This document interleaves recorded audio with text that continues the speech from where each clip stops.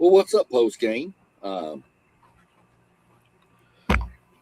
There's our glorious leader who said he'd be back within 30 seconds, and he lied. He lied to us all. Hey, man, I must not be as fast as I used to be. Them stairs take it out on you, brother. I know that's right. Hey, sports fans, this is Robert with WTP Sports News, here live for another edition of Across the Board, where we're going to be talking about the CFP Final Four preview, also the first round of the NFL playoffs, and more. Thank you for tuning in with us, joining us this evening, trying to get my chair comfortable. I ain't quite got it right yet. We're here this evening with my man Mossberg of Level Up Sports 10. How you feeling, Mossberg? I'm pretty good, man. Just getting in from an evening of basketball practice with the youngsters, man. Preparing for a game tomorrow, actually. And, man, it's just, with everything going on in my life, man, it was just everything, and just shout out to everyone just involved in everything we do, man. The kids, man, just putting a smile on my face today just was everything. And then especially, preparing for this evening to do what we do best as well. That's great, man. Continue to carry the torch. Continue to carry the torch. We also got our man Post Game of the Post Game 86 podcast. How you feeling this evening, Post Game? I feel marvelous. It's time to talk some football. Time to talk some football. We also got our man SEC Sean, who dropped another video earlier today about NASCAR Part 5. You want to go on there and check that out because he's giving you some real good tips on how to navigate the NASCAR app so that you can earn points and earn some free things complimentary of NASCAR. How you feeling this evening, SEC Sean? Doing good. It was a little choppy podcast, but I was trying that screen share and wasn't making sure it was loading, and then because I created a new account to show people, it was kind of hard to navigate. So but you can get the gist of it, and like I said on the thing, man, y'all download the app. It makes it a lot easier to walk through on the app. Glad to see Post Game up in here. Look at Moss over there looking like he's professional. Look at him. Appreciate it, man. Appreciate it. Man. Oh, look at this. We're going to go Rob. So where are we going to hit next? And we going to talk that South Bend. Shout out to Post Game, man. Yeah. I don't mean to interrupt, man. If you have not seen that clip, make sure you go to Post Game. You can check it out on all the networks, but that ND talk, man, it's still going. Views is up. Comments, likes. It was a spectacular. Just make sure you go check it out. Yeah, for sure. Make sure if you're tuning in that you're going to subscribe to all other channels you see scrolling across the bottom. You got at WTP for Life, at Level Up Sports 10, at Parlay Po on the Blitzburg podcast, at Post Game 86. You also got City League TV on Facebook and also on YouTube. And we also got our man FanDuel Zaya, who is now doing One Take Zay. Also, we got our man SEC Sean of the SEC Sean podcast scrolling across the bottom as well. Go and tune into all of those channels because you're going to get a different flavor from each and every one of those. Y'all already know, man. It's time. Hit the bell, too. Hit the bell, too, so you get notified when any of us go live. That's right, because we go on live a lot. Let's go ahead and get in some of this NFL action. We all know that the Rams and the Panthers are going to play this Saturday at 4:30. Should the Panthers get a home game with a losing record? And how do you see this game going? I think this is going to be a downright banger, man. I think you're talking about two teams that actually could win it. And the Panthers, they can come out of the West as well as the Rams, respectively. This Panthers team, man, well deserving with a losing record. A lot of people had them not even marked in the playoff, pretty much in for a draft pick, I'm sure. I was one guy that felt very strong about them and the additions they made in the offseason, as well as what they already had and the adversity they went through to end the season, to start the season, and the way they just continued to play and to see them in the playoffs this year. I think they were deserving, and I see the Panthers winning this game in a close one at home and haven't been rocking in the Carolinas in a while when it comes to that, except the Tar Heels. So I think these Panthers gonna roar, and they come in to fight, man. They come in to put it all on the table Saturday. Going with Carolina. If if I'm the if I'm the LA Rams, I'm scared of this, or LA Rams fan. I'm scared of this matchup because I think that the Rams defense is very gettable, and although the Carolina Panthers have not been consistent, I do think they could get hot and torch this Rams defense. Now, the saving grace for the Rams, in my opinion, is that they should Mm, have Devontae Adams back healthy at the wide receiver position. So you parlay Adams with Puka, and the Rams can actually slice up the Panthers defense, especially if they're not able to create pressure on what's my man's name for the Rams, Matthew Stafford. So about to stop. If they not able to create pressure on him, he's gonna pick them apart. I like the Rams in this game, but I think it's going to be a close game. As far as the Carolina Panthers getting a home game with a losing record, I don't like it. It sucks. But that's how the NFL is laid out. That division, I mean, we talk about the Tampa Bay Buccaneers being banged up for a good part of the season. When you talk about the Atlanta Falcons losing their starting quarterback, though it was just it was shaky at best. So I mean, I don't like that Carolina has a home game, but I guess it's the rules. But give me the Rams in the close game. Should they have a home game with a losing record? No, they shouldn't. But there's got to be some incentive to win your division. It's not their. I mean, I'd say it's not their fault that their division is not good, but I mean, if anybody in that division would have got hot, if Tampa Bay would have stayed hot, this wouldn't even be a discussion. But there has to be some incentive for winning your division, no matter how bad the division is. I mean, it's still at the end of the day is the NFL. Everybody out there is getting paid. So, you know, I don't like it, though. I still think you should just be seeded, you know, just based on your record. But I do see the point of, hey, we won our division. I don't see this game being close at all. I see the Rams mopping the floor with Carolina. I think experience factor from the Rams is going to be so much different. Stafford's been there, done that. Bryce Young, been there, hasn't done that, except for in college. I just think the Rams are a much better team than Carolina. You know, they played in a much tougher division. So give me the Rams. Give me the Rams 28-10.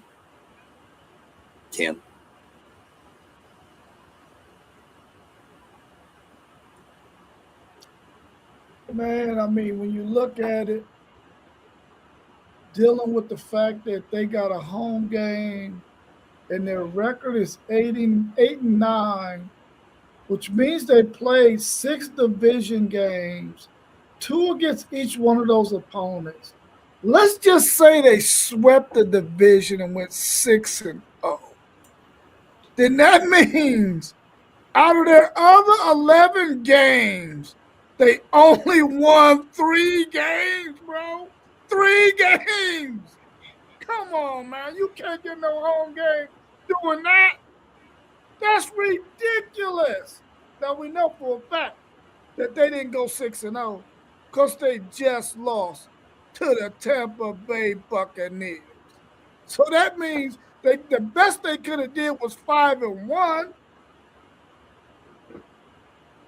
I don't understand it, man. There's no way a team can go and win maybe 4 of their 11 freaking non-division games, and they get a home game. They was 5-3 at home, by the way. 5-3 at home. I think the Rams are about to put it on them like they stole their mama's purse. And I'm going with the Rams in this one because I don't think the Carolina Panthers should even be there, even though they beat up on the Atlanta Falcons twice. I'm going with the Rams because they got this kid by the name of Byron Murphy. Byron Murphy. Byron Murphy, let's go. Defensive tackle from out of Texas. I'm rooting for him. I'm rooting for my man Poona Ford, who's also a defensive tackle who many thought would never make it in the league. And he's been there almost 10 years. And they also got my man Jordan Whittington on that team as well. I'm going with the Rams. Let's go, Matthew Stafford. Make me look good on this prediction and go ahead and take out them Carolina Panthers who shouldn't even be in the playoffs, let alone have a home game. Real quick on these Panthers with this. They played in November. Close one. They got them by a field goal. But they've lost to the Seahawks. They've lost to the Bills. They've lost to the Jags. They lost to quite a few teams in this playoff this year. But I think this Carolina Panther team have the Rams number. I don't know what it is. I think they have their number, and they beat them with Nakua and Adams and a banger. So that's another reason why I'm choosing this Panthers team with their back against the wall, kind of like an Ole Miss team in the college football playoff. So I got the Panthers in this one with a big win. Hey, Bryce Young gets a new extension. No one's seen that coming. Yeah, I would just caution my homies that I'm picking the Rams like y'all picking the Rams, but I'm telling you right now, that Rams defense can be got. And especially if they can't stop that run with Rico Dotto and Hubbard, and Carolina's at home, man, this could be a really good game. Well, again, I'm a lean on Stafford and the fact that he getting Devontae Adams back with Puka, and I also think they're going to do damage on offense, but I don't know if it's going to be a blowout, fellas. Yeah, it was a close game earlier in the year, 31-28. I don't think Matt Stafford's going to turn the ball over 3 times again. So, I mean, I don't see him turning the ball over 3 times, and I don't see Bryce Young throwing 3 more touchdown passes. I think Bryce Young tapped into the Holy Grail or something for that game. As far as you were saying, Rob, they were 3-3 in their division. Everybody in that division went 3-3. 3-3. Wow. Yeah, so they went 5-6 against everybody else. Well, what I was saying did sound good, though, didn't it? Oh, yeah. No, it did. But back to my point, though, they don't deserve it. You said they should never host it, but how are you going to what are you going to give them for winning their division? A trophy. Participation ribbon. Yeah, that's about it. But, man, listen, the city of Charlotte is one heck of a beautiful city. Rams players, don't get down there, man. Play the game first and then go see the city.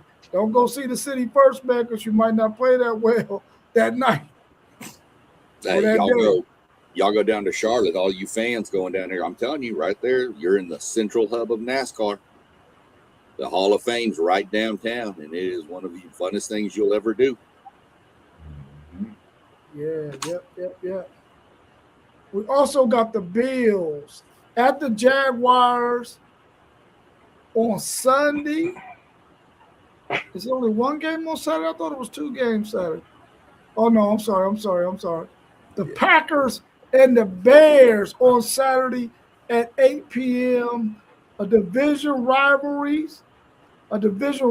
game. How do you feel about divisional teams meeting in the first round? And what's your prediction? These I are don't know. I tough. mean, playing a division in the first round, I don't like that. I mean, just like we talked about it with college football, I don't like rematches in the first round of the playoff. But until you can come up with a different plan of action to make it work better, to where seeding is different, you can shift people around how you want. I mean, you're going to run into this with expanded playoffs. You're going to run into it more in college football if they expand out more. So it's just a natural issue with expansion. You're going to have more things that match up. This is a tough one to call. I don't know if I even have a call. I'd probably take the Bears at home. But I don't have a real good feel on this one. But I'll go with the Bears just because they're at home, to be honest with you. Yeah, I think, not having Micah Parsons for the Packers, that's been my thing. When you lose a player like Micah Parsons, that's tough to bounce back from when your defense is elevating and playing so good. This Bears team, we've known to talk about Caleb Williams since he's came in. I think he's answered a lot of critics and he's brought this Bears team to the playoffs. I talked to a fan earlier. He didn't have enough. He didn't feel they would, continue where they were at because of the way they have been over the years. I said, I don't know. Y'all got a different team and y'all beating a little different. And I said, I think y'all can get to the playoffs. And I hope he's watching and tuned in with the family. I think this Bears team come out with a strong win. I think Chicago is back with what they've built. They've made some moves and got the right coach. So when you do those things, I think the ceiling could only get as high as you want it to be.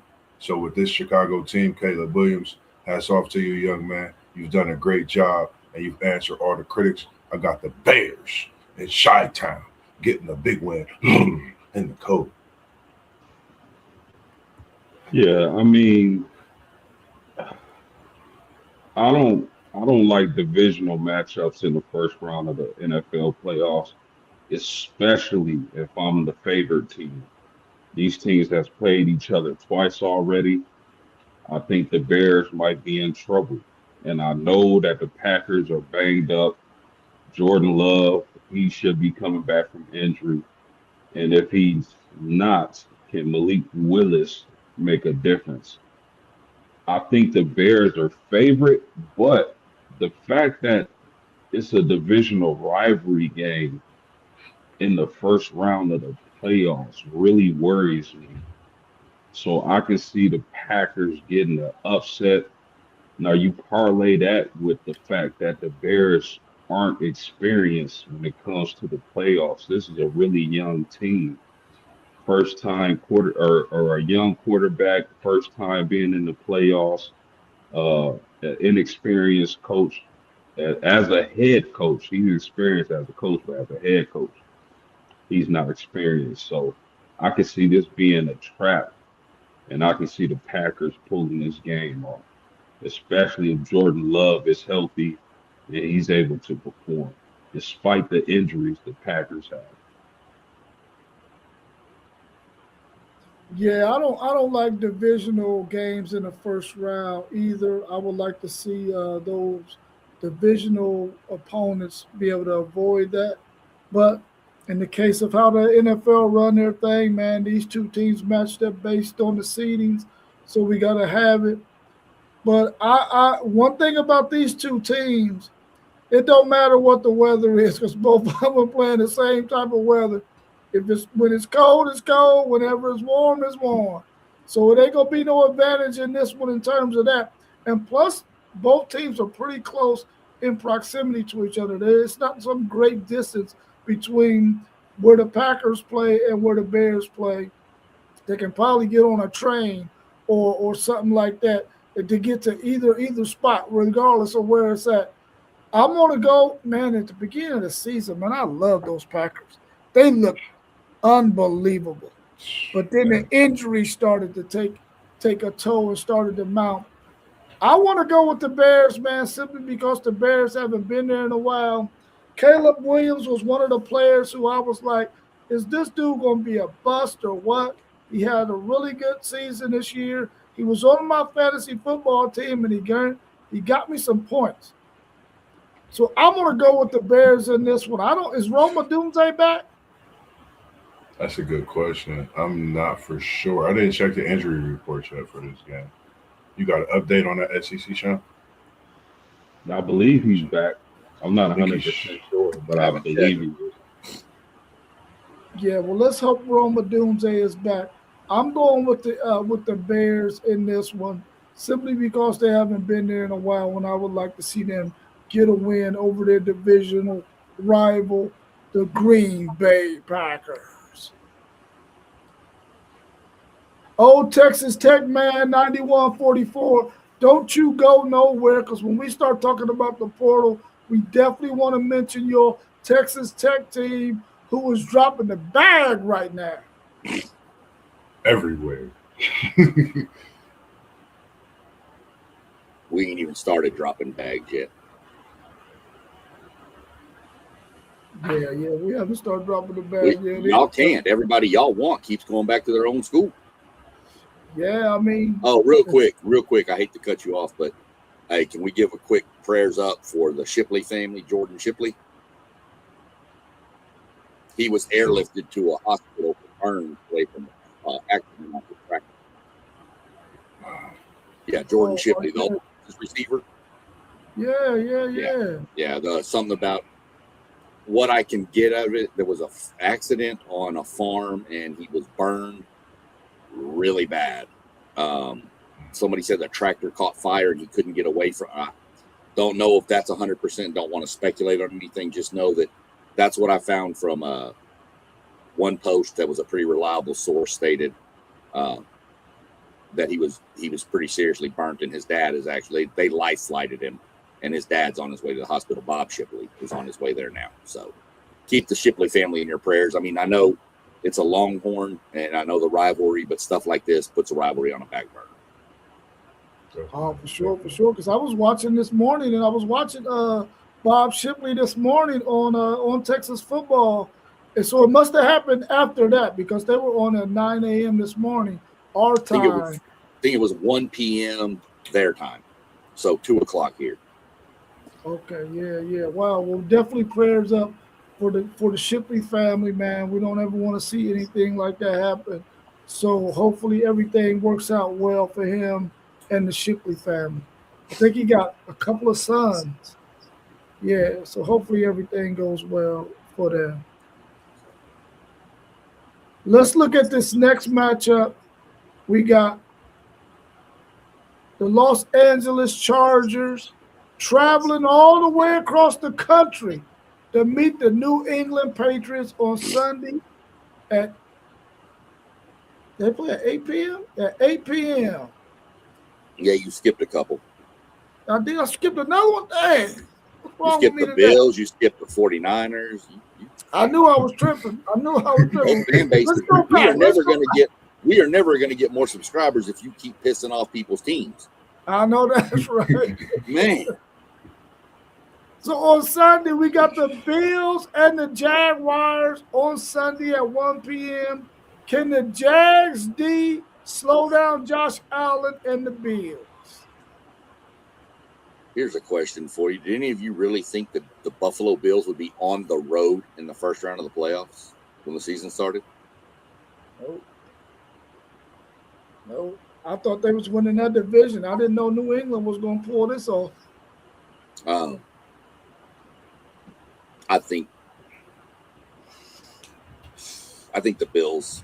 I think Josh Allen's been there. He knows what it takes to win in these kind of games. I think the Bills can dominate this game. I expect it to be close, but I think it's going to be more Bills. I wouldn't surprise me if it was a shootout, something 38-31, 38-35, somewhere in that range, because I've seen Buffalo get their defense torched earlier in the year too. So we're going to see what happens, but I'll take the Bills over the Jags. This is tough. This is probably one of the toughest games to pick because both teams are going in opposite directions of what we thought at the beginning of the season. I think the Jags defense could slow down anybody in this AFC. Honestly, the Jags is a tough team, and they're playing without the man that we call Travis Hunter, and we know what he brings to this defense as well, and offensively. I think the Bills is in trouble. I think they're in more trouble than what we think. Sunshine.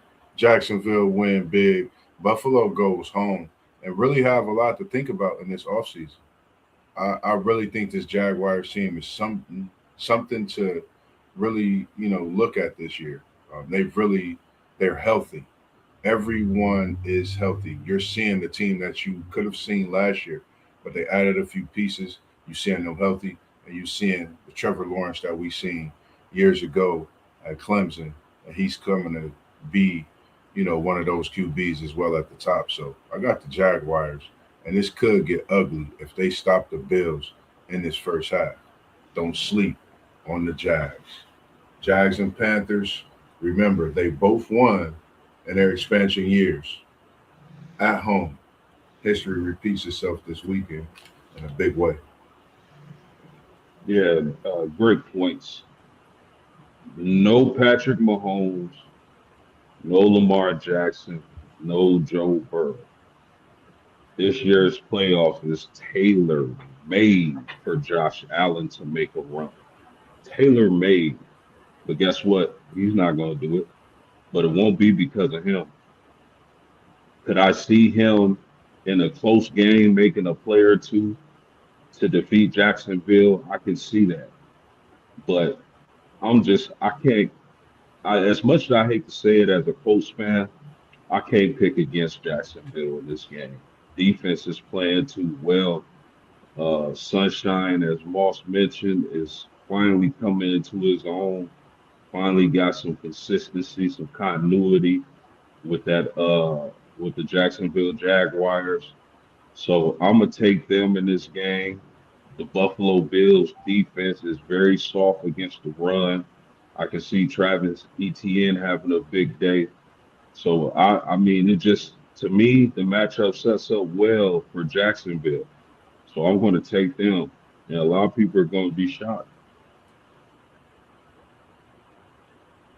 Man, I gotta go with the Jags, man. My team is in the same division with them. I can't go with no Bills with Josh Allen. I'm going with the Jags. I think their defense is going to be able to win this game for them. The Bills do not play good defense at all. They don't play good defense. And my man Trevor Lawrence, one take, Zay, you might want to change your opinion on my man Trevor Lawrence. You said he was a bottom half of an NFL quarterback. You might be saying he's more like the middle and up to the bottom part of the top of the NFL because he's balling out this year, man. He's playing really, really well. I think the Giants going to win this game pretty easily. Pretty easily. I'm going with the Jags in this one because I think Josh Allen has himself and he got Mr. Cook at the running back position. Outside of that, I don't know if he has enough help. And you got to think about this Jaguars team. Like being a Bengals fan, I can remember we were that close to losing to the Jags. And this was when Trevor Lawrence had just came in. I felt and still feel very highly on Trevor Lawrence, what he brings to the table. He just went through some injuries. And when you go through those injuries, to the way he's actually bounced back, and now they get the pieces filled in. And like I said, this Jags team, I think, was scary then. I think you're seeing something in this AFC. Lamar being out, like you said, post Patrick being out, Burrow being out. I think this is for Trevor Lawrence. It's Sunshine's time to shine in the sun down in Jacksonville. and threw out the lights when they brightened this NFL playoffs this year. So I think it's for him to do what everybody's been expecting and looking to see. So possibly him and Herbs and Spices in the AFC Championship. I don't know. Oh, man, y'all are heartless. Heartless. All of y'all are heartless people. Y'all ain't got Yeah. no love. The poor fans in Buffalo, wide left, wide right, 4 losses in a row in the Super Bowl. Give them people something to cheer for, man. We went wide left, we went wide right. Now we're gonna go right down the middle to win a game. Watch. You know I got love for this Buffalo. is lined up for Buffalo, like Post said. No Burrow, no Mahomes. You got you got a bunch of younger teams in there now, and you're supposed to be the most experienced. What Buffalo name you forget? people. What name did you just forget in what you said? You didn't say a name that everybody forgetting. And if only way you smile is when it come out. Who? On a gloomy day. If it come out, you gonna smile. Sunshine. I don't like You him. ain't Never mentioned liked his him. name. Never liked It's him. his time, man. It's his Never time. liked him. It's Josh Allen's time, man. Cowboy up. Let's go. Wyoming Cowboys in the house. Well, SEC Sean, let me say this to you. My Houston Oilers was killing the Bills. What was it, 31-3? I'm aware. 35-3? I'm aware. They come back and steal a Super Bowl from my Houston Oilers. I ain't never room for the Bills, man. That's why. That You got to look in the mirror. happened to him with Frank Wycheck. Threw that ball back to my man Dyson, and he took it to the end zone. We got some get back on them for coming back on us 35-3. Then let it play out. Let Buffalo win so that the Texans can knock them out. I don't like the Texans. I like the Tennessee You got a Titans. problem. See, that's the problem with you. You keep jumping around too many teams. You like Mossberg. You got 75 teams. I got one team per sport. No, you don't. You got 2 in football. You got Florida State, Notre Dame, sometimes Miami. You all up in Jacksonville, Cincinnati. Come on, man. I'm doing what I do. You like Sunshine. that Dr. Pepper Sunshine got to commercial. get the love. You like that Dr. Pepper commercial with that dude, that Western mascot. You see the Bengals winter cap. You see the Bengals summer cap. That's who they nation. I seen you the Bengals Crocs. You ain't bought them yet? Nah, I ain't. For what? We ain't even get to the play. What was I about to get them for this season? Why not? Why should I? Them is playoff Crocs. You don't get to the playoffs. I'm not getting them Crocs. Who that nation understand? I got NASCAR. Who that nation understand? What y'all think about this statement from old Texas Tech man 9144? He said, speaking of Kansas City, wouldn't it be great if Cliff Kingsbury goes to Kansas City to reunite with Patrick Mahomes? Do y'all think Andy Reid would do something like that? Cliff Kingsbury's coming to A&M as a quarterback coach. A&M throwing him $9 million to come be the quarterback coach for Marcel. That's not really happening, but it sounds really good, and I'd like to see it happen. Man, I was about to say, who? That we got money. Man. We don't care. We throw it all over. We don't care. Come on, Cliff. That would be nice. I would like to see that. That would be nice, and you never know, especially coming off of an injury, as devastating the injury that it is. To get with the coach that really, brought you into your own and put you into that next level to be who you are today and bring you to them Super Bowls. I think that would be a match made in heaven. I kind of like that, and man, I like that. I like that reunite. Yeah, it's the idea of it sounds great, but I have a hard time imagining Andy Reid, letting somebody come to the Chiefs like that. When he's pretty much, I'm not sure if he's still the play caller. I'll have to check on that, but I don't know. I don't know if Big Red operate like that to let somebody like that come coach his offense. But the idea of it sounds great. I'm not sure. mean, with Kansas City sitting at home, they got to figure something out. Mahomes ain't gonna start the season, so I think that would be a great fit. I mean, Andy Reid just got to. I mean, at this point in his respected career, his legendary career, even Hall of Fame career, I feel Andy Reid. I think this is a time where you got to put your pride to the side, bring something in that's going to elevate, your team to the next, level. Even though you've already hit a certain ceiling, but I think to that next level with what you have and developing, coming up with these young players as Mahomes return from injury, and as you have another quarterback in, I think it would be a great fit. I don't, you know how it goes, man, but that's just my opinion. And Patrick Mahomes ain't the Patrick Mahomes that was 21 years old, man. He up there now. He can't sling it like he used to can sling it. He can still throw the football, but he ain't that dude that was at Texas Tech. I don't want to see Cliff Kingsbury get in there. Let Andy Reid do what he do.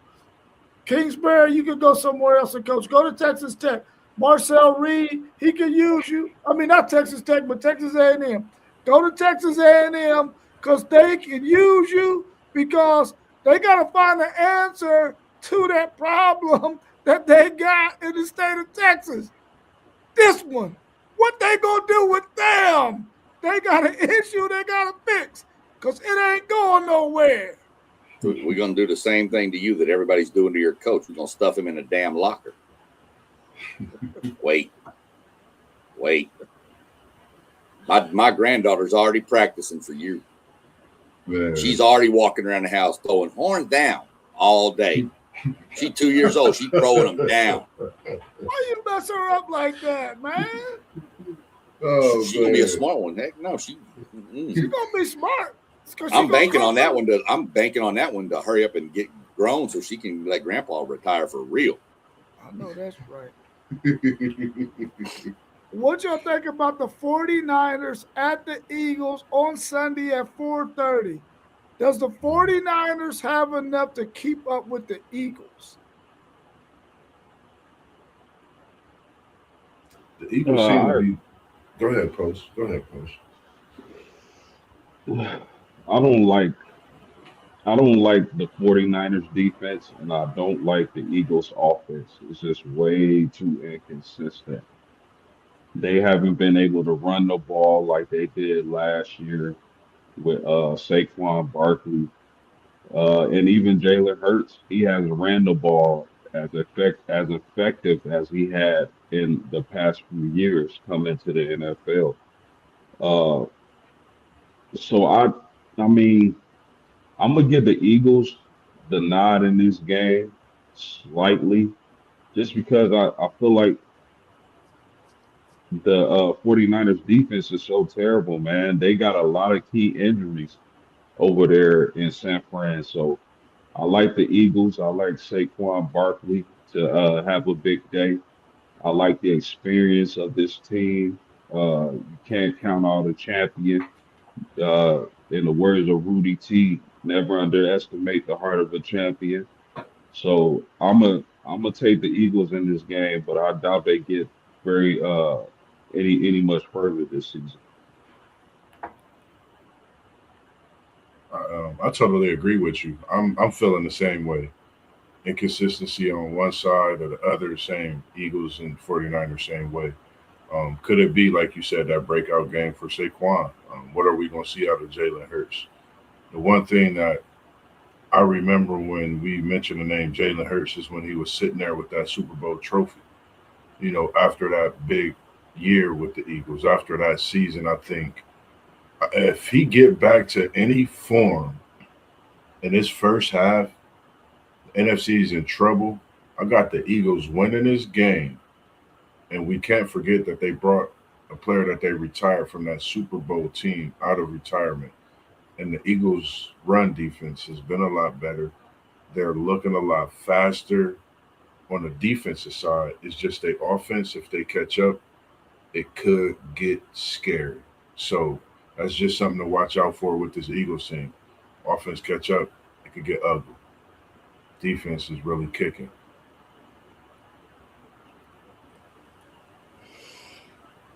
both of these teams have been good for stretches. Both have been like, what is going on here? Well, who are you? You can go back and point at 3 or 4 Eagles games where you're just like, what? What is this? And you can do it with the 49ers as well. I think the Eagles win. I think y'all are dead on. I don't think the 49ers have the same level of consistency. They're at Philly. That place can get pretty crazy. Not just the fans, but you got to dodge like batteries and snowballs and all kinds of stuff being thrown at you. You know, even the Santa Claus got booed there. So, I mean, come on, man. What's really going on? I take the Eagles to win this game. Yeah, I'm going with the Eagles as well. I don't think that offensively or defensively the 49ers is going to have enough to be able to beat the Eagles. And plus my man Andrew Makuba over there at that safety position, when he get his opportunities, he's going to go out there and make a couple plays. He can probably go get a pick six or a fumble recovery or something like that because that man is always around the ball. So I'm going with the Eagles because I don't think that the 49ers have enough to be able to win this game. But the Eagles, you probably going to just be one and done. What y'all think about the Chargers traveling all the way across the country to play the New England Patriots on Sunday at 8 p.m.? Long trip for the Chargers. Will that have an impact on this game? A young quarterback versus a veteran quarterback. Who you taking? I think you got the veteran versus the young. I don't really worry too much about that. Drake May, he's played for a full season now. He's not really like what you would consider. I mean, he's seasoned. He's played for a while. He's okay. I think he's dealt with everything that he's needed to. Will the trip have a lot? I think the trips have a lot more effect on games in college because the travel window is so much smaller. These NFL guys, they could be over there right now, you know. So I know that the distance does play a fact to some extent, but I don't think it's as big in the NFL. I actually have the Patriots beating the Chargers in this game.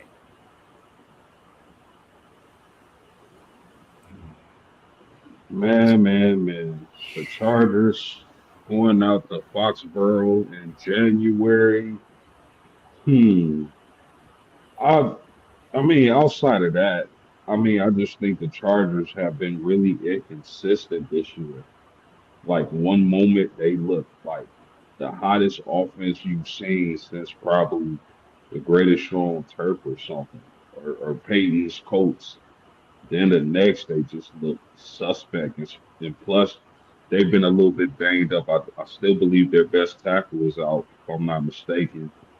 Marion Hampton has been solid. That running game's been solid. But Foxborough, after travel in the cold against a tough, gritty team with a good young quarterback who's up for the MVP award, man, I like the Chargers. I just can't take them. I can't, man. They too inconsistent. So I'm gonna go with the Patriots at home. Man, this was like old Texas Tech said for me, like a pick 'em. But what you saying, they've been inconsistent. The times that I've seen them, they've been consistent. And the thing I'm looking at is defense. I like their defense. I know it's in the code. I'm going Chargers, an underdog that people's not going to pick. I'm going to go Chargers in this upset win. Traveling in the cold, backs against the wall with a big win. And I'm going to say young Caleb, Herbs, hurt. So far, that's what I got. And it might be CJ next. But yeah, that's what I got. I got the big win for the Chargers in this one. Justin Herbs gets him you get him a big win, and I think it really has solidified him. I like him and Sunshine. I like him and Lawrence. I think they still two great quarterbacks, and the way the league is changing by the day, you get the right talent in your system, things can happen, and that's what we're seeing. Yeah, I don't think the distance is going to have any impact on this game because these guys are professionals. They already been through this a million times. But that weather might have an impact on it if it's cold enough. Because if you coming from sunny California over there to the East Coast, where it can be anything, it can be freezing, it can be rainy, it can be snow, it can be whatever. So I think that might have an impact on the game. But I'm gonna go with the young quarterback man in this one. I think that he's got more at his disposal offensively and defensively than what my man Herbert has for the Chargers. I'm gonna go with the young buck in this one. I'm taking the New England Patriots to get a win, a team that I didn't think was going to be any good for at least another couple of years. They making Mike Vrabel look like he the man and making my Tennessee Titans look like they some complete idiots.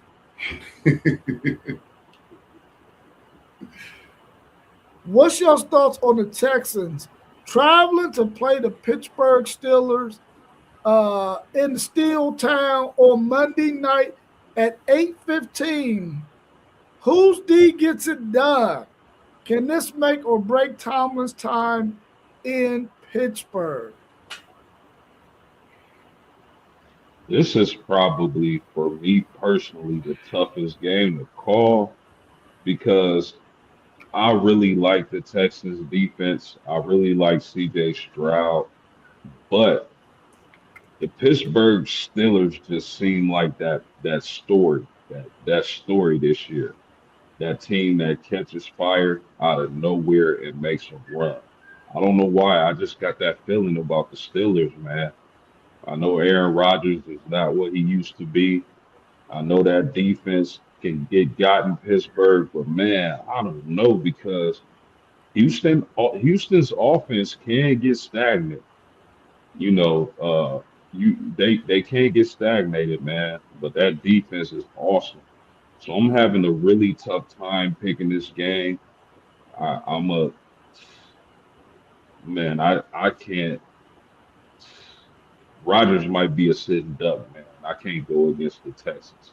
I'm gonna take the Texans, but I wouldn't be surprised. I wouldn't be surprised if Pittsburgh found a way to win, man. They got some You said savvy veterans.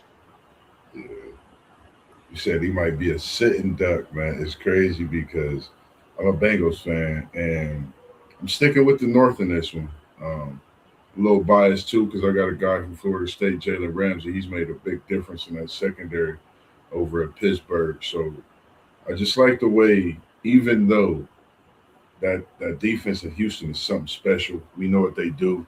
They can bring pressure, bring heat. They hit you. They intercept it. They do everything. But I think I'm gonna take Pittsburgh at home.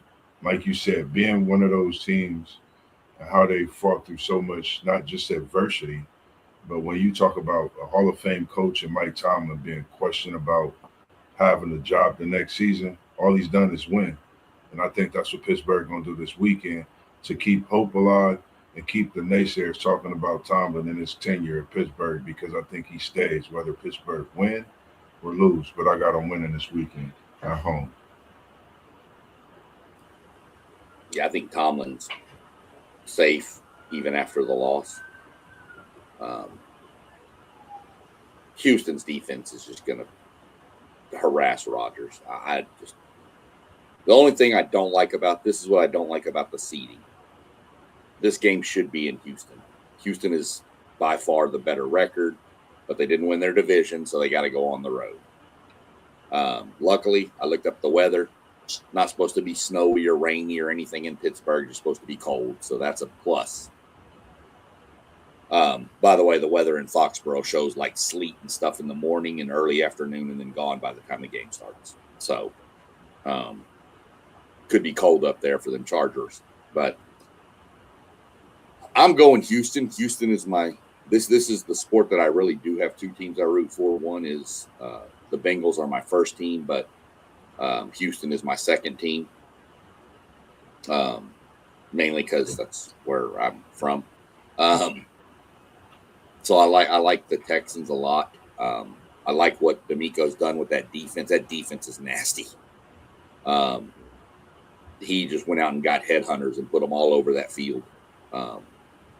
They take the ball away from you. I think the Texans win this. I expect it to be a good game, but I think the Texans win by 7 to 10 points. This is a game I could actually see like 17 to 10 type score. Pretty much first 1 to 20. If anybody gets to 20, probably first 1 to 20 wins the game. It's just the way I see it with the defenses out there. Yeah, I definitely believe that the Texans defense is the one that gets it done in this game. They have a really, really, really good defense that can get after the quarterback. Old man Aaron Rodgers is probably going to be looking up at the clouds because he's going to be on his back quite a bit. Also, I just think it just comes a time when you just have to say to yourself, Coach, you did a fantastic job here for as long as you've done it, but at some point, history just catches up with you, and you just have to make a move. And I think it's time for them to go ahead and make a move and move on away from Mike Tomlin. Probably because I would like to see my Tennessee Titans pick him up. But I think the Steelers got to move on from Tomlin. Even though he's been the winning, he's never had a losing season ever at his time at Pittsburgh, which it seems like he's been there since Franco Harris, rest in peace, has been there. So I think that they got to part ways with him, man. It's just time. Time to get some new blood in there, some new ideas, somebody who's going to bring something fresh into the building.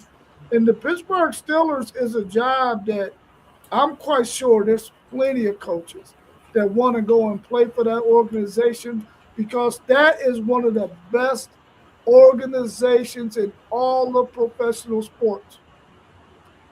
I guarantee somebody's going to want to go there. My bad. I just wanted to say, as regards to your Titans, John Harbaugh is out there now, right? Yeah. We don't want John Harbaugh. We don't want a Harbaugh nothing. Would you take Morris? Raheem Morris as a defensive coordinator, yes, but not as a head coach, no. You wouldn't want John Harbaugh to build that Tennessee Titan team? I want my Tennessee Titans to stay as far away from the Harbaughs as possible. They gonna hire the Harbaugh since you said that. As far away from them as possible. Tennessee hire one of the Harbaughs. Fair enough, man. Fair enough. Yeah. That name just carries a negative vibe, and it might not be nothing that he's ever done to attain that, but his brother just, man, I don't know. I don't know, man. I could do without them. Let's talk a little bit about I'm telling you, Sark. Go get him. Nah, I want Sark to stay where he at. Nah, Sark ain't staying there, man. Y'all wanted to leave. Y'all wanted to leave so y'all can have a chance. Don't give a shit. Sark's going to the Raiders, and then Manning's going to follow him as the number one pick in the draft. Watch. Listen, he would make a mistake by going to the Raiders. The Raiders is an organization. But then he can take Arch with him. You don't want to play for. They're not the Raiders of old. Their organization is in turmoil. Yeah, it's in turmoil. Let's turn our attentions to the transfer portal. The transfer portal has been open for 5 days. Why haven't we seen more of the top players in the portal choose a team yet? Because the money ain't right. I need them dollars, baby. Show me the money. That's it. They gotta figure it out. I mean, Cam Coleman went to Texas, who lied and said he was going to be there for 2 days. He was there for 1. Then he came to A&M for 2, by the way. Now he's back home in Bama, and supposedly he's going to go visit Bama. which I don't like that. He's canceled. USC has apparently dropped out of it, and Texas Tech is still in it. I don't see him going to Texas Tech. I mean, he could. I don't know, but he may want to ask Micah Hudson how it is out there playing wide receiver at Texas Tech. So, yeah, who I'm glad left from A&M after he transferred from the Tech to A&M and then back to Tech in the same year. So, bye. That's what it is. They're trying to leverage. Plus, they got to talk to their agents and stuff and be like, look, Texas offered me $3 million, A&M offered me $3.1 million. Is $100,000 more than worth it? So there's so many things these kids are dealing with money that's life altering for them, and I think, believe it or not, some of them want to make the best decision for not only their financial but their playing future. So. We'll see. I know he said Cam Coleman's going to Lubbock, I guess, tomorrow. I don't know. I haven't heard that. I just heard him. He's in Bama today. Can I say one thing real quick while we talking about Cam Coleman? No disrespect to the young talent. I'm looking at this Indiana and this portal. They get Hoover. They get Nick Marsh. Okay. We talking about Coleman. I like this Nick Marsh kid. I think he's the guy to have when it comes to the wide receivers.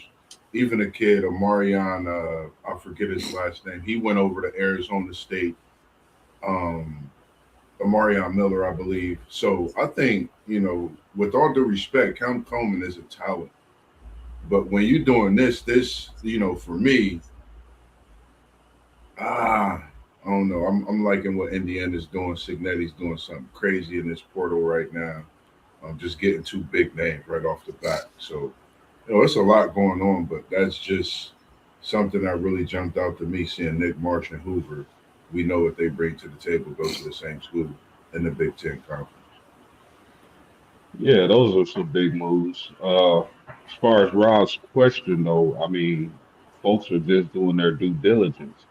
It's upward, but I believe it's like 4,000 or 5,000 players in a portal this year, if I'm not mistaken. That's a 4,500. Over 4,500. Yeah. Man, that is crazy. So these folks are doing their due diligence. We gotta remember it's only one portal this year. There isn't a spring portal. So people are just doing their due diligence. Kids are trying to get in the best situation they can financially and as far as playing time. So I think, as the week goes on, more and more information will trickle in, and we'll get answers as to where players are going. Fan bases got to chill. Over 4,500 players, let them do their job. So the news will trickle in as the week goes on. Then, like you said, I think it's just a new. You got to get used to everything. You don't know which coaches is going where. It's been a coaching carousel, as we see. So, like family, it's a lot of things that people have to put in place before they make a choice. And some of these decisions are life-changing decisions, as we've seen over in just this short time. Life-changing decisions. So, with that being said, I think it's just going to be more of that we see with them not choosing a team just yet, but I think that's a lot of the reason. Well, the top players, they understand that they are the ones that people are vying for the most. So they can take their time and they can go ahead and fill this thing out and try to see if they can run this money up as high as they could possibly get it. But once those top players, once those dominoes drop, then you're going to start to really see some of the other dominoes drop. Now, it ain't going to be 4,500 players, though. All 4,500 of them, you're not about to find no new home. So you better figure out something quick, because you might not find a spot to land. But as far as those top-notch players, they just filling this thing out like everyone said, and eventually they're going to make them a choice, and hopefully they make a really good choice. Because if I'm Cam Coleman, you got to think about it like this. Do I want to catch passes from Arch Manning, Marcel Reed, Ty Simpson, or Sorsby if he goes to Tech. And if I had to pick one, I'm picking that kid named Arch Mack. Well, of course you are. Why wouldn't you? That's your school. You know what? You can have Coleman. I'm not even sure I want him. I want this kid who I want the kid who entered the portal 55 minutes ago. Who that? Happens to be a guy with the name of Quincy Porter. Yeah, I know. From the Ohio State University. 5-star freshman, 4 years of eligibility left. Go give me that kid. He's 6'4". Go give me him. Yeah, he got recruited over. Yeah. They say he's going to be nice, too. Well, I mean, he was recruited to Ohio State. They have a pretty good history of turning out wide receivers. So, take Coleman. I don't care. You can go to Texas Tech. He can go out there and play with the cows and the tumbleweeds. I don't care. Give me this kid here. There's so many. We got the other Auburn receiver coming in tomorrow. He's coming into A&M tomorrow. Hell, I forgot his name now. Simmons, I think. So we got too much going on at A&M with this portal. We already signed 9 players. We're just going ballistic. We'll go through your questions because I see you got other portal news. I'll throw some other stuff out there that's popped off. We hit the next question for you, though. We go in order. Cool. Is 48 hours too long of a time period to allow a team to wait before filing a player's portal paperwork?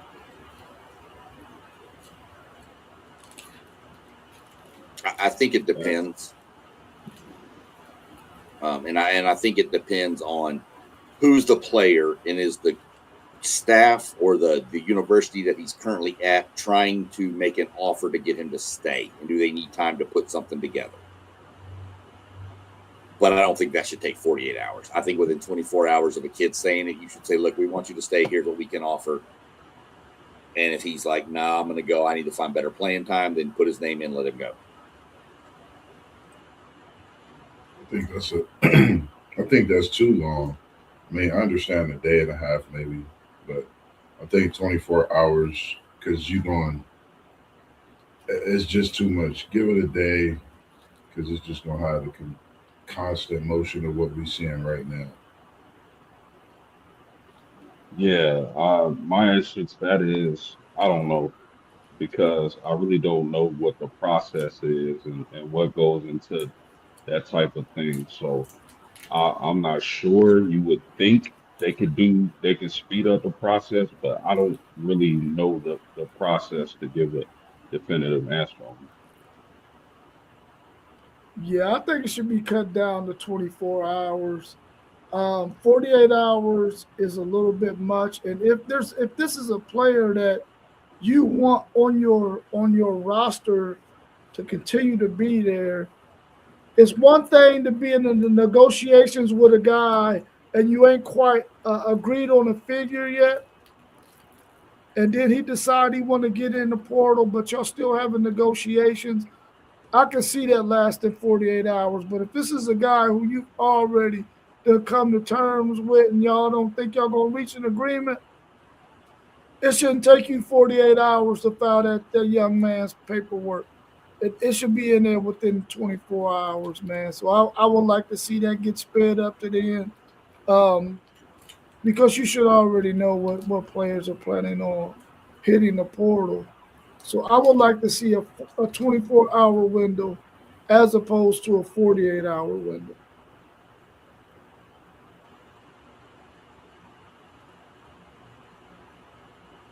Oh, he's saying Texas Tech play Houston. That should be a good game. That should be a really good basketball game right there. Let's talk about Sorsby. Is Sorsby worth $5 million? From Cincinnati? Nope.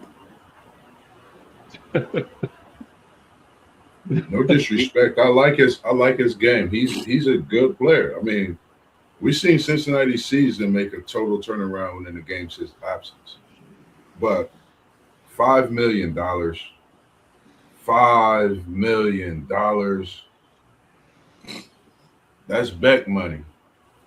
But I'm gonna just leave it at that. I would have paid $5 million. If you're asking me, no, but maybe to somebody he is. But I wouldn't think he was a $5 million quarterback. He's a good player, but I don't know if he's $5 million good. $5 million for Sorsby tells me you don't have any other quarterbacks on the roster you trust, and you needed a name. That's what it tells me. Miami Beck is getting $6 million. That's fine. Sorsby passed for 2,800 yards in the Big 12. Come on, man, get out of here. You can talk all you want. Marcel Reed threw for 3,200 in the SEC. So I mean, come on, don't give me the that stuff. And Beck also had been out of Georgia too and had played in a lot of meaningful games. Sorsby hasn't. That's what I'm saying. You pay Beck $5 million, so you just gonna pay Sorsby $5 million. He's not worth $5 million. That's all I'm saying. That's my point. That crazy. tells me, like I said with my first statement, that tells me you don't have another quarterback on the roster for next year that you feel comfortable with. Those are some really good points, fellas. But could they have went at why did they go after Sorsby though? All the quarterbacks that are in the portal. Well, if you our buddy over here, Old Tech Man, he's been saying it for a while. He saw Sorsby going there because his girlfriend is going to play volleyball there. Yeah. And you know that's going to play a lot into it. So they probably could have got him for a cheaper discount with his girlfriend going there, but you know. I don't want to be disrespectful and say the wrong thing, but it's not no Kelsey Swifty type thing, is it, man? No, it's not even a Paul Skeens, Libby Dunn type thing. I mean, it's just a dude and his girlfriend. And she happens to be a volleyball player going there, and he's a quarterback, and he was available. So, I guess that, Texas Tech is better at volleyball than Cincinnati is. I don't know. I just hope that they could just be like, they can let them be students and be athletes and not interfere with all that. Because like some people will take what I said and misconstrue it, but what I'm saying is don't put them in the spotlight. Let them be students. Let them be athletes. I don't think you'll see that. That's all. I don't think you'll see that. How it go. But I mean, like I said, I don't know. I guess Texas Tech's better at volleyball. I do know who's better at volleyball than all of them. Hey, you got bragging rights. You got bragging rights. I watched that women's. I watched the women's tournament as well. That women's championship. It was a special matchup. Watching. I seen the Texas and Kentucky matchup. Texas I didn't A&M. see anything. Texas A&M. Okay, that was Texas A&M in Texas. No, Texas A&M and Kentucky played in the final. Oh, see, I seen the semifinal there. I didn't see the final because I didn't watch the next day. I seen the Texas and Kentucky matchup. Texas didn't play Kentucky. Texas lost to Wisconsin in the quarterfinals. They played in the regular season, though, Mossberg. They played in the regular season. Yeah, they played in the regular season. Yeah. I was watching something the other night, late night. I don't know if it was what it was, but it was that women's volleyball because I seen Spears there. He is supporting his daughter, so yeah, she played for Texas. Yeah, it was probably a replay of a game. So yeah, they do that a lot. Well, this time next year, if Sorsby has Texas Tech in the semifinals, then yeah, he's worth that $5 million. Like Beck was worth that $6 million. Because they're in the semifinals on their way to possibly playing for a national championship. I think they had to get a quarterback out of the quarterbacks that was out there, and I think they went after the one who was possibly the easiest one for them to get, a guy who wasn't necessarily going to try to take a whole lot of trips all across the country to try to find a home. He found a home on a Texas Tech team that is really talented, that's going to continue to be really, really talented in a conference that he's already familiar with. He already know the landscape of the Big 12. I think that was a good move for him. He probably didn't want to go somewhere else where he was going to have to have to have a whole lot of competition too. So, I mean, hats off to him and getting that bread. Hopefully, he has a ball out season. Is there any other portal news y'all would like to touch on before we get to these last two preview games? Because we want to try to wrap up by an hour and 30 minutes, so we're about 20 minutes away. Real quick news. A&M lost Chase Basantis to the NFL draft. Our starting left guard and Torian York declared for the draft today too, the linebacker. Wow, some big losses. Yeah, but I mean, we've like I said, we've added quite a bit in the portal already. We've added a couple of edge rushers, linebacker, a couple D linemen, couple O linemen, safety. The kid from Colorado, Tafreek, his brother or something plays in the NFL as a safety. I forget his last name now. I've seen that too. A couple of other, we're hitting the positions we need, and there's still some big names out there that we're chasing after. I fully expect tomorrow A&M gets their running back commit. I believe they're going to get the kid out of Washington, Muhammad. I believe he's going to come in. He's going to kind of be that Le'Veon Moss back that we need. So kind of it with the portal today. It's kind of a slower day today, but you get everybody takes their visits on that first weekend that it opens, and then then you'll see more visits start ramping up as the week moves on. I know we got the running back from Washington and the running back from Baylor coming in tomorrow, along with some other players. Only thing that I find interesting is the linebacker from Pitt. I believe he's not going to Ohio State. Have y'all heard of the landing spot? I haven't. I keep looking for it. I keep hoping he'll pop up on the visit list for A&M, but I'm shocked he's not at Ohio State already.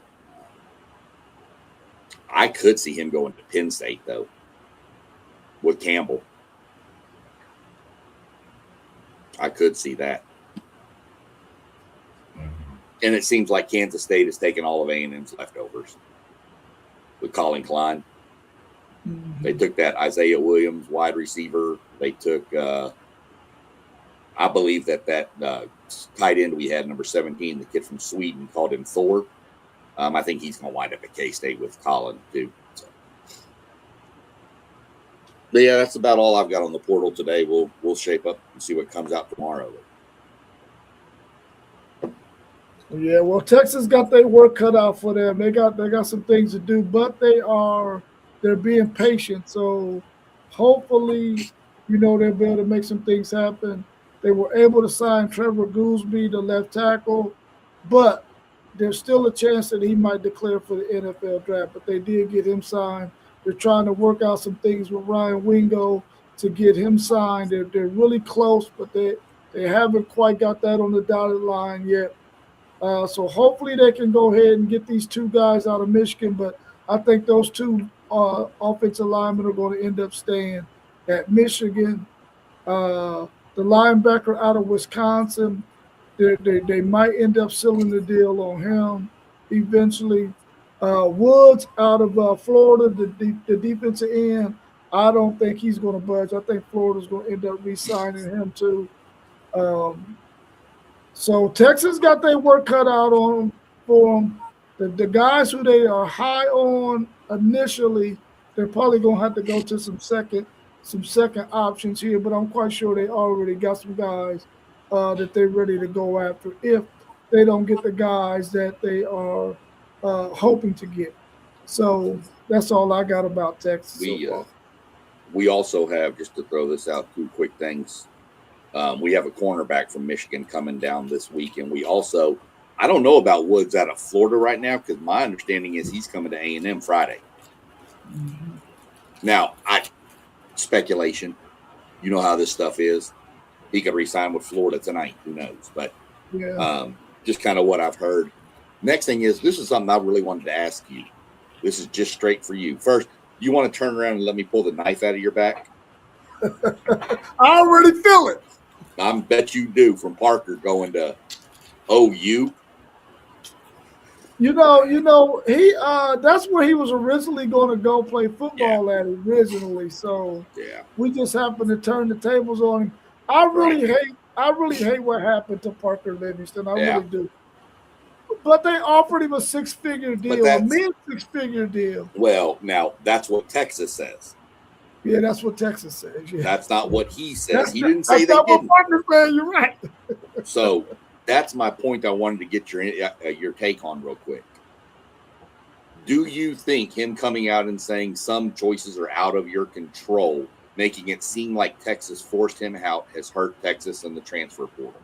Do you think it's made kids think, wait a minute, they may not want to, they may push me out after 1 year? Do you think that's having an effect on some of this? Because a lot of y'all's targets that were supposed to come visit have turned around and went back to their original schools. I don't think so. I don't think so. I think right now, every player, every agent understands that this is a business now, and so I don't, I don't think so. But I will say this: him saying what he said definitely put it made me think about Texas a little bit differently until I heard some other reports.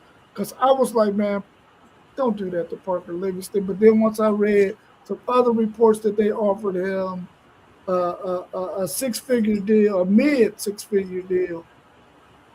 I mean, I don't know, but I mean, Yeah. there's always three sides to the story. And ain't none of them fully right. Parker, and then the truth. So right. Yeah. But best of luck to him. I hope that he shows out when they play each other, man. Just a quick thing on the quarterback from USF going to Auburn. I think Auburn would just be a team to watch. Just really will be a team to watch. I think they're revamping and reloading. I know what they had young. So, I'm going to keep my eye on Auburn like I did Carolina in the NFL. I'm going to watch Auburn throughout. Auburn's going to take a couple years to rebuild that roster. They're losing quite a bit. Both receivers. I think they're losing a D end. I think Missouri's stud D end went into the portal today too. I mean, it's Auburn's going to take a while to rebuild. In the SEC, they're going to take a while to get the guys that who needs to compete. Yeah, it's going to take a little while for them. Let's talk about this first college football playoff semifinal game. Number 10 Miami versus number 6 Ole Miss in the Fiesta Bowl on Thursday at 7:30. Where does each team have an advantage, and what are some of your keys, and who wins it, and what's your score prediction?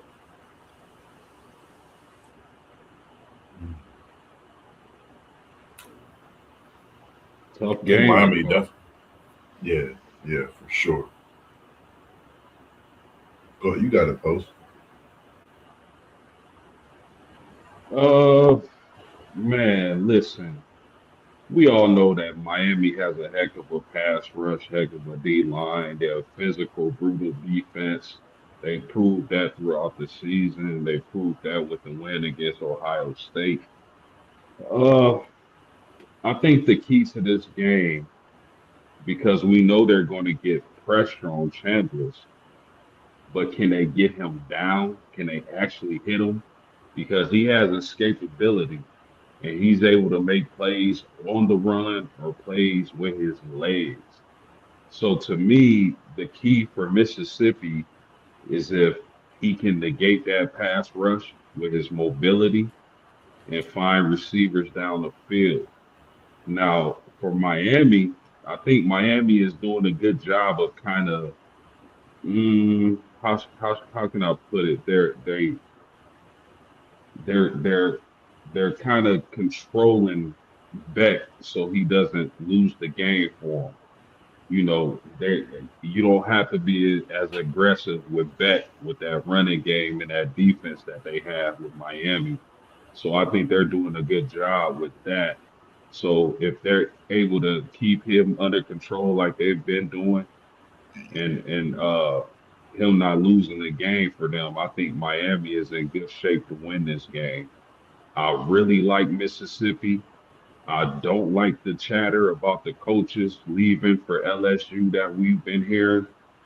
And I just think Miami has the edge in this game. I want to pick Mississippi bad, trust me, because I love what I see from Chambliss, but I'm gonna give the edge to Miami, man. As long as Carson Beck doesn't turn back into that pumpkin, I think Miami will get the victory.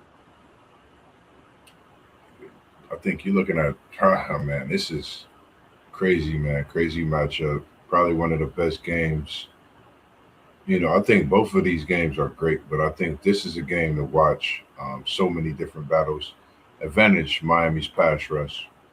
I think Ole Miss advantage is at the quarterback position, like you said, the escape ability to keep plays going. Um, I think those are two big factors on both sides of the ball. The keys is what can Miami's run offense do against Chambers and his ability to escape the pocket and continue to make plays, keep plays going. That's my thing.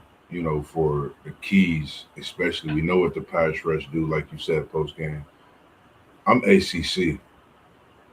KT, I know you watching, you Justin, a few others, man. Shout out to your Hurricanes because they've been coming through and they spinning. And I think they get a big win right here. The Crystal Ball continues to win another. If we look at it, it's in a way of historically for this coach as well. He's winning big games, taking a Miami team nobody thought should be in. They've beat the Ohio State team. They've not just beat the Ohio State team, they, beat the A&M team. So this Miami team is a team to really look at. People can say what they want. They could possibly bring the ACC in a prominent position at the end of the season. I got Miami winning in a close banger. 27-24 Miami.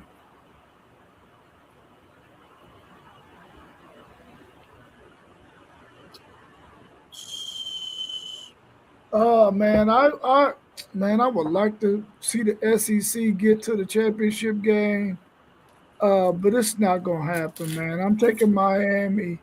I think that the fact that Miami has those two bookends, and then they can send some pressure from the corner or safety to sort of keep Chambliss contained. Georgia was blitzing with a corner without having any pass rush from their ends, and he was able to escape that stuff.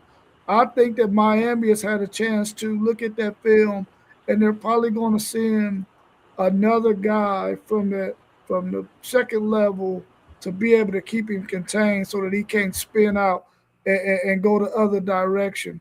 So I think Miami's going to have a game plan for his legs in terms of him being able to escape and throw down the field. So I'm going with them in this game. I think the advantage for Miami is the fact that they're going to be a little bit more physical, like they have been in both games so far, than Ole Miss. The physicality that they're going to bring, I don't think Ole Miss is going to be able to do that for 4 quarters. So I'm going to go with Miami when it comes to the physicality as one of their advantages. And I think that they understand that we don't have to put to win games, we don't have to put it all on Carson Beck's shoulders. It's all on Chambliss' shoulders, though. Even though Lacey is a really nice running back, they're going to really need Chambliss to make plays for that. So I think that's another advantage and another key in this game. I'm going with Miami to win it 24-20.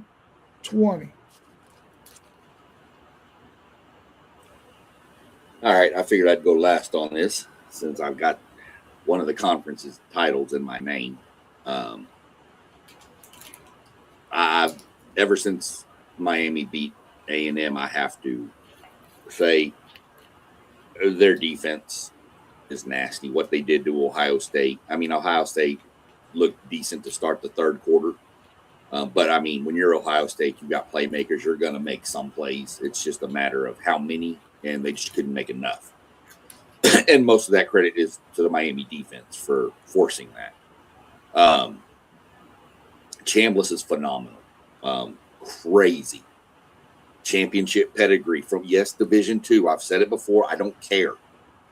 I don't care if you win a national. What was the kid's name? I forgot his name, from Auburn. Quarterback. Cam Newton? Yeah. Good Lord. I had Cam. I was going to call him Cam Coleman. I got him stuck on my brain, I guess. Cam Newton went to Blinn Junior College. Won a title. Went to Auburn. Won a title. Championship pedigree does not matter what level you're on. It's championship pedigree. Knowing how to win the games in pressure-packed situations. He knows how to do that. I'm an SEC guy. I'd love to see the SEC win this. Ain't happening. Ain't happening. Miami's defense is too physical. Chambliss can run around all he wants. The problem is this defense can track him, and they play sound gap integrity defense. They don't overextend. The book ends Bain and Hakeem Mesidor. They don't go up the field and loop back. They come and then they come across. They're going to force him to either come up in the pocket, where then you've got the big boys up front coming down the middle, but they don't get pushed wide, and they don't over pursue the quarterback. I saw it against Marcel Reed. I saw it. They tracked him down from behind numerous times, and they had him so scrambled in the pocket that the pocket would just eventually collapse on him. That's not even sending blitzes. That's 4-man coming at you, which means you're playing coverage with 7. It's pretty hard to find openings against the 7-man defense when you only have a few seconds before you're getting crushed. And all it takes is a couple of hits and then feet start dancing. I like what Ole Miss is doing. It's a good story. I think it ends here in the semifinals. And I'm not even going to say it's not. Y'all all have it close. I don't have it close at all. I don't see this being close at all. Ole Miss will be lucky to score 14. This is probably going to get ugly fast because Miami's just going to start leaning on them with the run game in the second half. And then they're going to start pressing, and I think it's going to lead to a couple of turnovers. I've got Miami. I'll go Miami 35-14. Beat down. Yeah, I just don't see this being close. I get it. And I can also see the game going that way. But y'all gotta remember, if we go back some streams, post game said that between Miami and Texas A&M, one of those teams could make a run, and end up being Miami. I mean, I all of us said it. That defense is just ferocious, man. And although I like Mississippi, I like their quarterback. I love Charlie Weiss Jr. I think he's really good at calling offense. Watched him grow up at Notre Dame on the sidelines on Saturdays with his dad being the coach there. So, I mean, but Miami is just playing too good right now. Also, real quick, I'm almost tempted to switch over to Ole Miss, but I'm gonna go Miami. They got that Michael Irvin. I think with him being on that sideline, man, he's effective. They have that alumni. This Miami team, I think it's a destined team as well. Nothing against Ole Miss. If they win, just remember the stuff we said about them too. It could be possible for them, and it could be a Big Ten SEC showdown again. But ACC has been talked about. I'm staying with my conference and picking the Canes. I ain't saying nothing bad about Michael Irvin, but I'm going to say he sure does seem to have a lot of energy.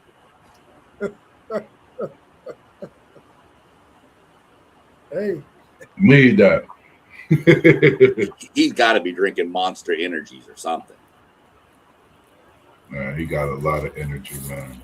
Hey, man, listen, he makes my head hurt.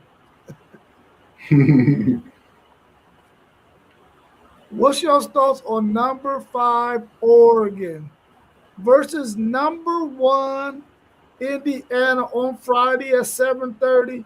How does each team improve on their regular season matchup, and who has the advantage defensively versus offensively, and who wins, and what's your score prediction?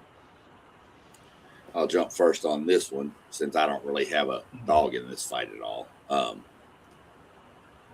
Who has the advantage in a second matchup, the offense or the defense? I say the defense because the defense has already seen what the offense wants to do, and they have time to correct against it.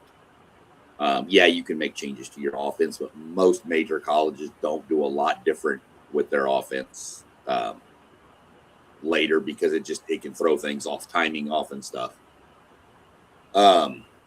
It's extremely hard to beat a good team twice. We saw that last week. Ole Miss, Georgia was a prime example. I even went to bed because I figured Georgia was up 14 or whatever. I thought, oh, this is over. And I looked at the score and went, whoa, okay, what did I win? So I had to go rewatch the game. So that's my thing is I think the defense has the advantage in a rematch. I think Oregon needs to realize that Indiana's good. I'm wondering if in the first matchup they didn't think, oh, it's Indiana, they're okay. Yeah, they were in the playoffs, blah, blah, blah, blah, blah, and kind of take them a little lightly. I think Oregon's playing a lot better football right now than they were back then, too. So I wouldn't be surprised. I'm probably going to call the upset here and say Oregon gets them really, really close.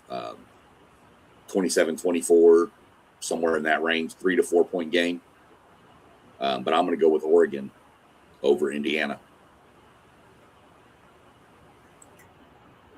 I'm with you. How does each team improve their defense? Well, improve on the regular season matchup, my bad. Oregon just have to win. Indiana just have to win again. It's that simple.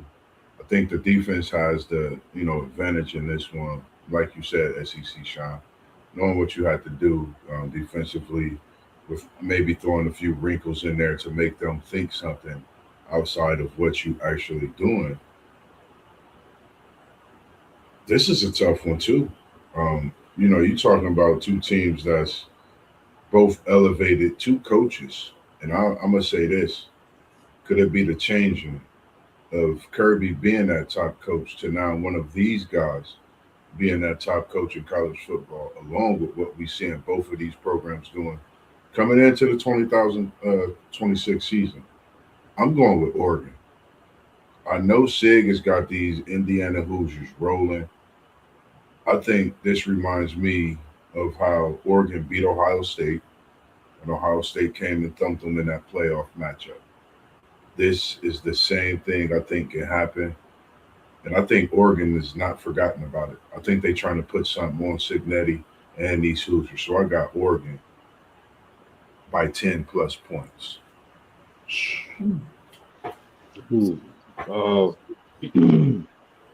Really, for me, this is a tough game to call.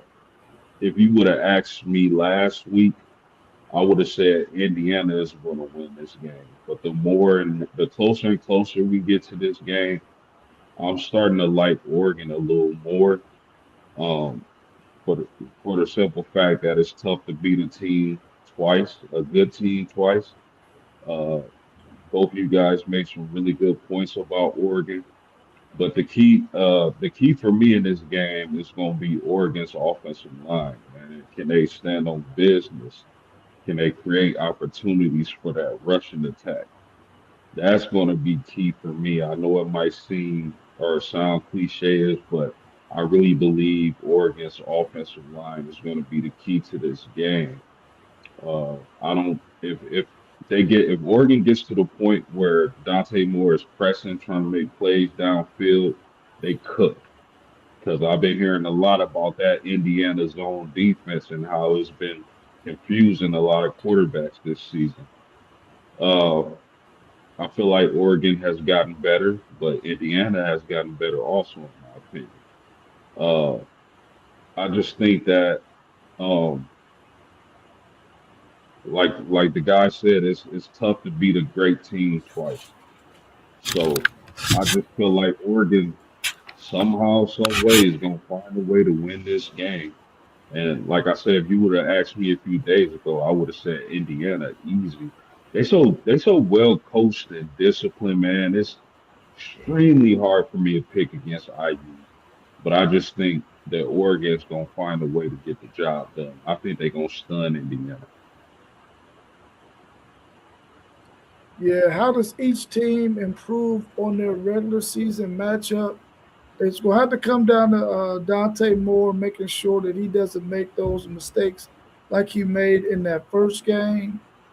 And if he can do that, and that offensive line, like you said, post game can hold up and find some running lanes for the running backs in the run game, they could take advantage of some things against Indiana.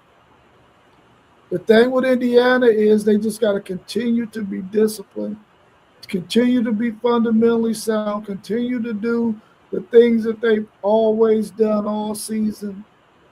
They got to make sure that they are in position to make plays and tackle in space. Because Oregon is going to try to take advantage of their athleticism when it comes to getting their skilled players in position in matchups one on one with some of the Indiana players. Indiana is an older team, which means they have a lot of experience. They know what they're doing. They're not going to make a bunch of mistakes. What Oregon is going to have to do is force them into missing some tackles, which they're a really, really good tackling team. Who has the advantage defense versus O? I believe that Indiana's defense is better than Oregon's defense, but I think that Oregon's offense is better than Indiana's offense. So it's going to go both ways, So it's going to be a pretty even push. And I know that Indiana's offense is really good. It is. It's a really fundamentally sound offense there. They're not going to make a bunch of mistakes. Their offensive linemen are going to false start. They're not going to miss blocks. Oregon, the way they played defense last week against Texas Tech, is going to have to play that and then some. But I feel like they can get the job done. I'm going to pick Oregon in this game to win a very, very close one that may come down to either making the final score, whether it be a field goal or a touchdown, or keeping Indiana from scoring on their final drive. But I'm taking Oregon to win this one in a close one, 3 points or less. Anything y'all want to add about anything that we discussed, or we can go ahead and get ready to wrap it up? I'm going to tell you, Michigan survived tonight in basketball, 74-72 over Penn State.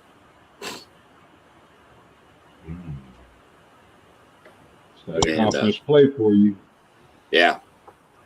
Texas is losing right now 11-7 to Tennessee. And my Aggies are beating Auburn. The big one at Duke and Louisville. Duke came back and won. Louisville was leading most of the game. Duke came back and beat them. Okay. Hell, I was watching part of the South Carolina game with LSU, and South Carolina was up 50-25 at the half, and then they won by 10. How about that Houston Tech game? What's going on? It was 8-6 Tech. Just started. 8-6? 8. Oh. No. If it's 80-6, we jumping off here, and I'm gonna tune into something. There's all kinds of records broken. Definitely. It was 8-6. Let's see if I can get it real quick. Good Lord, my Dallas Stars are terrible. God. Man, ESPN would work. This would be a lot better. While he's doing that, what's y'all's thoughts on Thursday doing the stream? Yay or nay? Because the game comes on at 7:30, and we normally go at 7:45. I'd probably. We any way we can go a little earlier. Y'all can. I know I can. I probably won't get home until no earlier than 7:15. But y'all Chop can. it up. We could. We could. really talked about all the games, including the playoffs. I mean, we could.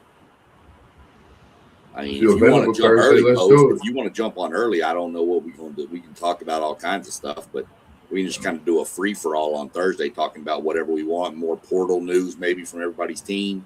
We can kick off some college basketball talk Thursday. I can throw basketball talk, preview some of the big games coming up for the weekend. You know, I can throw the stream at 7 if that's good enough, or even 6:30 if that works for you. We're gonna have to go. Yeah, we had to go earlier. We'll get in the chat and talk about that. We'll go earlier because of the game at 7:30. Yeah, I know I'm gonna be watching the games.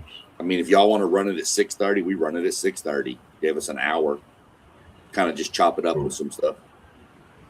So, yeah, sounds good to me. Yeah, let me know. We'll go from there. It's 12 to 11 Texas, 10 to 6 Texas Tech, and somebody's losing. Hold on. Iowa's getting beat pretty bad by Minnesota. Let's see.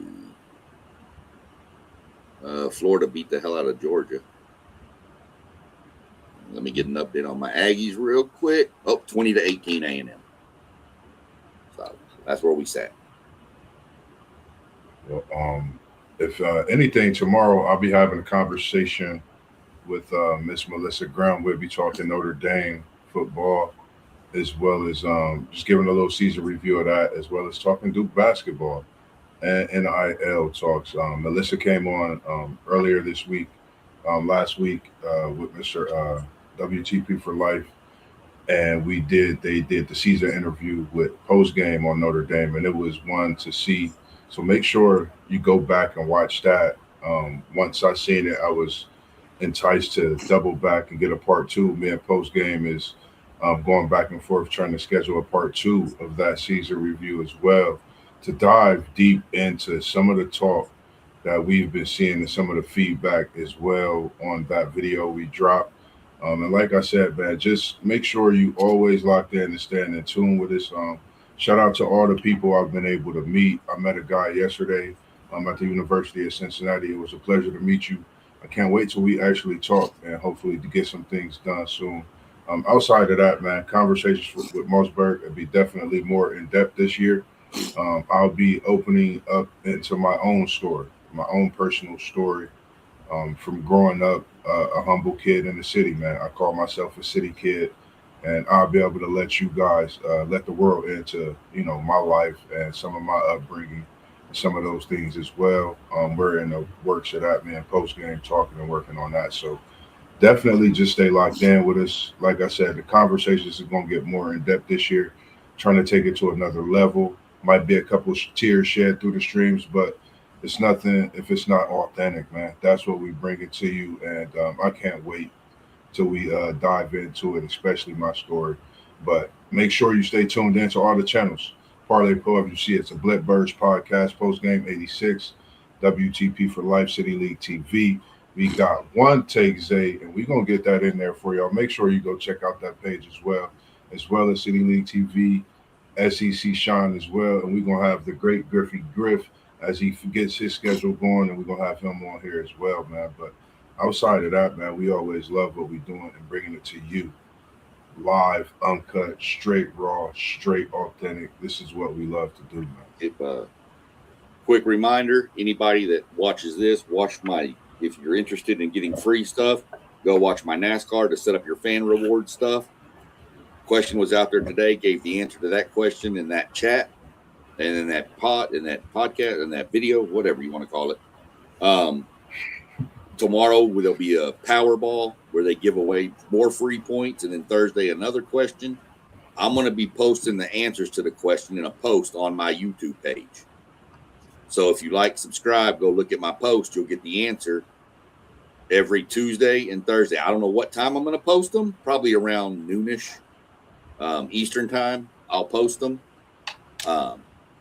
And then Wednesdays, there'll be that. And then as we get closer, I'll do another pod and we'll go through some more. But if you've got the app and if you want free stuff, I'm walking you through how to get it.